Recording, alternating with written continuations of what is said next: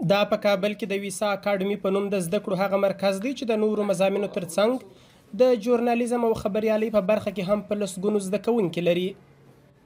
دغه زده کوونکي په افغانستان کې د طالبانو له لوري پر رسنیو د محدودیتونو د لرې کولو د غوښتنې ترڅنګ له رسنیو غواړي چې تازه فارغو ځوانانو ته د عملي کار زمینه برابره کړي. موږ چې کومې عملي زده کړې دلته واخیستلې نو موږ د دې جوګه شو تر څو وکولی شو په رسنیو کې د یو ښه ژورنالیست په حیث په رسنیو کې کار وکولی شو. هغه امکانات چې په عملي ژورنالیزم کې د یو خبریال لپاره لازم دي او ضرور دي هغه موږ ته په وصال ښوونیز اکاډمۍ کې ټول فراهم شوي دي او ټول موږ ترلاسه کړي دي. باید رسنیو کوم محدودیتونه چې لګېدلي دي هغه محدودیتونه ترې لرې شي او په رسنیو څخه همدا غوښتنه لرو چې موږ ته په سټډیوګانو کې دې زمینه برابره کړي چې موږ هلته خپرونې وکړو او د سټډیوګانو سره اشنا شو. که څه هم د ویسا اکاډمي مسؤلین د ژورنالیزم په برخه کې د ځوانانو لیوالتیا ښه یادوي خو په خبره چې ستا محدودیتونو یې د ودې مخه نیولې. دغه مسؤلین وایي چې ځوانان بیا هم د یوې روښانې راتلونکي په هیله خپلو هڅو ته دوام ورکوي. هر ځوان د هرې برخې سره بیل علاقه لري خو هغه ځوانان چې په رسنیو کې کار کولو ته علاقه لري هغه ځوانان چې په ژورنالیزم کې کار کولو ته علاقه لري هغوی هم تر ډیره پورې دغه علاقه له منځه نه ده تللې راځي خپلې زده کړې کوي. ګډ شاګردان اوس هم په زده کړو باندې بوخت دي. د دوی هیله او ارمان دا ده چې په رسنیو کې کار وکړي. تل خو به داسې وضعیت نه وي تل خو به داسې ستونزې مشکلات او محدودیتونه د رسنیو پر وړاندې نه وي.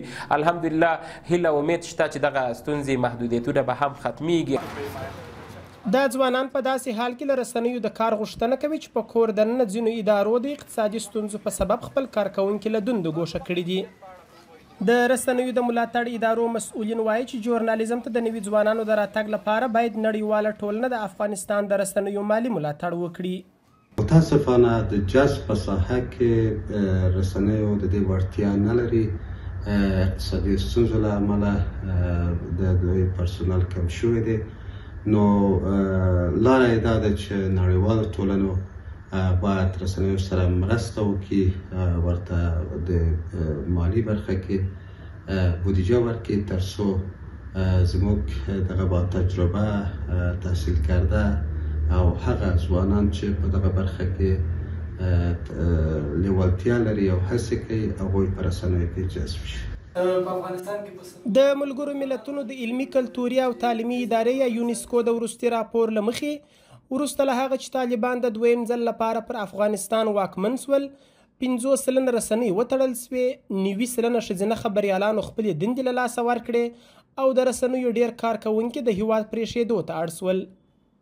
دا چې دا ځوانان به د رسنیو د ازادۍ په برخه کې خپلو موخو ته ورسیږي که یا لا څرګنده نه ده. شمس آریان، امریکا غږ.